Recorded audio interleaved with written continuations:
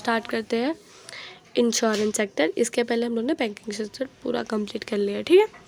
तो पहले वो वीडियो देख लेना, फिर इस वीडियो पे आ जाना, ठीक है। The origin of life insurance date back in 1880 when the Oriental Life Insurance Company was started in Kolkata। Life insurance policy कब से स्टार्ट हुई? 1880 से, जब कोलकाता में life insurance company, oriental life insurance company ने स्टार्ट किया, ठीक है। Recent trend in insurance sector, इसमें भी आपको ये बीच का मटेरियल है उसको, या फिर ट्राई करो कि उसमें डेट वो सब इंक्लूड हो ही ना, और अगर डेट वेट इंक्लूड करते हो तो राइट डेट देख के इंक्लूड करना। जिस टाइम आप पढ़ रहे हो, जिस ईयर का आप सर्च मारोगे ना recent trend in insurance sector, आपको सब कुछ मिल जाएगा, ठीक है। तो उसके लिए आपको ज़्यादा स्कैर नहीं होना है। और इसमें इन दोनों में से एक क्वेश्चन आता है, रिसेंट ट्रेंड इन इंश्योरेंस और रिसेंट ट्रेंड इन बैंकिंग में से एक। Opening up insurance sector, insurance sector has been open up for the competition for the private insurance company which in instatement in IRDA in 1999। Insurance sector सबके लिए open हो गई competition के लिए, private और इंश्योरेंस सेक्टर के लिए भी। restricting of GI, there is a 4 subsidiary of GIC were declined from GIC and they were instructed as the independent insurance company। और जो रिस्ट्रिक्टिंग GIC मतलब इसमें 4 सब्सिडरी थे जिसको अभी रिस्ट्रिक्टेड कर दिया गया और इंडिपेंडेंट इंश्योरेंस कंपनी भी स्टार्ट कर रहे हैं। FDI इन इंश्योरेंस में भी FDI ज़रूरी है, foreign direct investment.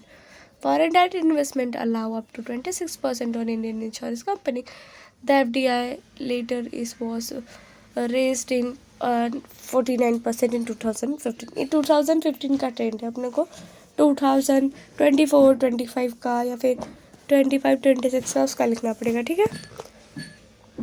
New entrants in the insurance sector, since the open up for insurance sector, the number of participant or sector has been gone up from 7 insurer to the year of 2000 to 57 insurance in 2017 operationalized for non segment।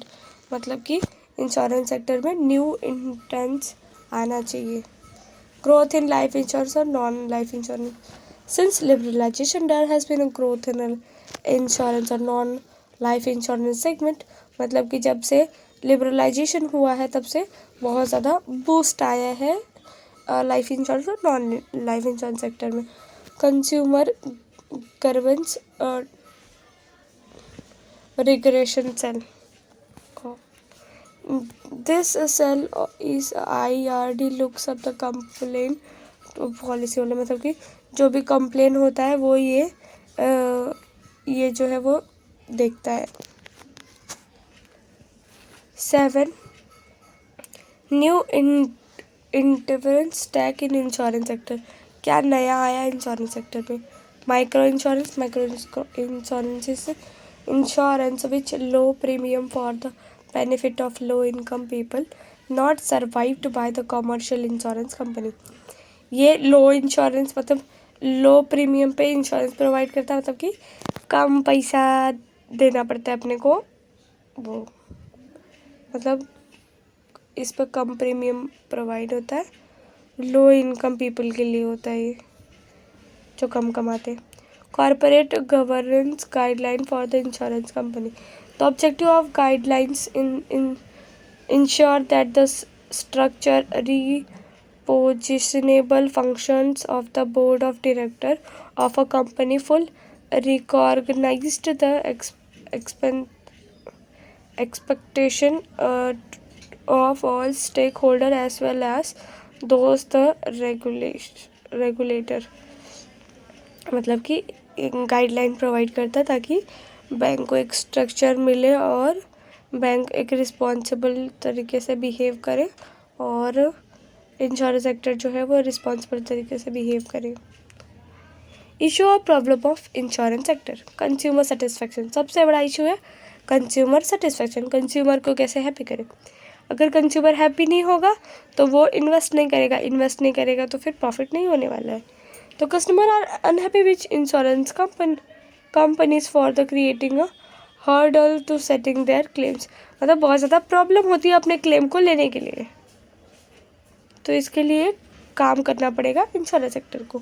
Poor coverage, अच्छी coverage नहीं provide करते हैं। Most of poor are left out for the banking sector.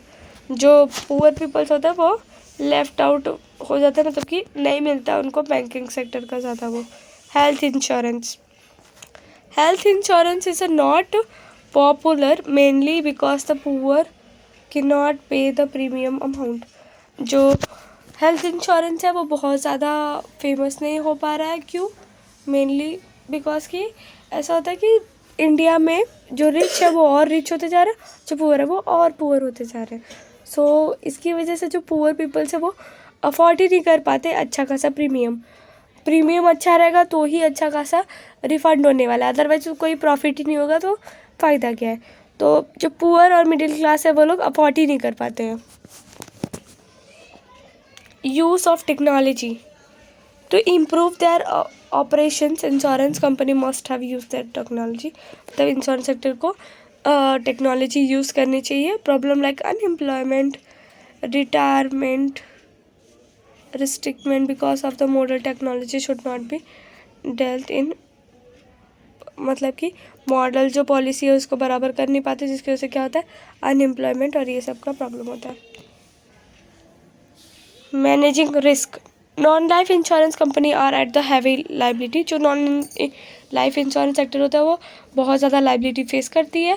Companies are required to guard themselves against such a risk through the री insurance.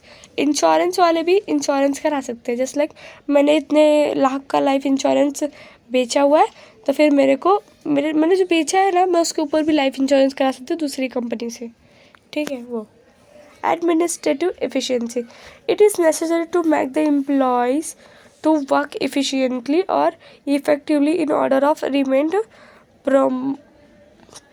prompt services to the consumer। मतलब administrative efficiency रहना चाहिए कि मतलब जो भी कंज्यूमर को problem है, कंज्यूमर की क्या रिक्वायरमेंट है उसको प्रॉपर समझ सके। और उसको फंड मैनेजमेंट, और फंड मैनेजमेंट भी इंश्योरेंस सेक्टर के लिए बहुत बड़ा प्रॉब्लम होता है। Company invite the premium amount of various segment like government security और corporate bond equity that required and expert terms और efficiency management of the investable fund is order to earn sufficient income. मतलब कि जो भी वो लोग investment provide करते हैं उसमें वो सफिशिएंट फंड मतलब अर्न नहीं कर पाते वो। Cost election, beside the regular staff insurance company required agent for the selling their product। जो इंश्योरेंस सेक्टर होता है उनको ज़्यादा कॉस्ट देना पड़ता है, क्योंकि जो उनको बस वो नहीं चाहिए अपने पास, बस जो ऑफिस में काम करे उतने नहीं चाहिए, उनको बाहर भी चाहिए होता है ताकि वो लोग एडवर्टाइजमेंट कर पाए और ज़्यादा लोग को अपने पॉलिसीज़ के बारे में बता पाए। Premium rate, many insurance company deliberated keep their premium amount low to attract the consumer को अट्रैक्ट करने के लिए कम प्रीमियम अमाउंट दिखाते हैं। However the insurance company need to price their product at the competitive rate. और कुछ भी हो लेकिन इंश्योरेंस सेक्टर को एक कॉम्पिटिटिव रेट पे ही उनको प्रोडक्ट अपना प्रोवाइड करना पड़ता है। Coverage, agriculture sector, agriculture has no attract many insurance company specially private sector. Private sector जो होता है वो कभी भी नहीं चाहता कि एग्रीकल्चर सेक्टर को लोन प्रोवाइड करे, बिकॉज उधर से कुछ भी आने वाला है नहीं पता होता है। बहुत बार ऐसा ही होता है कि क्योंकि एग्रीकल्चर में पता नहीं होता है कि कितना आएगा कि नहीं आएगा, कुछ भी नहीं। Use of technology, use of electronic technology must make the familiar with the consumer, their policy holder required to be educated to use the technology. जो पॉलिसी होल्डर होता है उनको भी टेक्नोलॉजी यूज़ करने के लिए बताना पड़ता है कि ऐसे ऐसे यूज़ करो टेक्नोलॉजी, क्योंकि सब लोग इतने अवेयर नहीं होते। Safe guard consumer interest. There is no problem to safety with the public sector insurance company. इधर पे कोई भी प्रॉब्लम नहीं होता सेफ्टी का पब्लिक इंश्योरेंस सेक्टर में, बट जो प्राइवेट इंश्योरेंस कंपनी होती है उसमें नीड होती है, need to be assure their consumer about their premium paid and benefit. मतलब उनको बताना पड़ता है कि नीड होता है कि अश्योर करें कि कितना प्रीमियम उन्होंने पेड किया है और उनको कितना मिलने वाला है. सो थैंक यू फॉर वॉचिंग. आज के लिए इतना ही. मेरी आवाज़ थोड़ी सी अभी ख़राब चल रही है बिकॉज मेरे गले में थोड़ी प्रॉब्लम है. So ignore it and do follow, like, share and subscribe. आप लोग सब्सक्राइब नहीं करते हो, वीडियोस पूरा देखते हो, so thank you for that. Bye.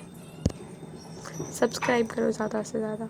Competition, पहला तो सबसे बड़ा कंपटीशन बहुत ज़्यादा फेस करना पड़ता है क्योंकि इसमें प्राइवेट भी है और गवर्नमेंट वाले भी हैं.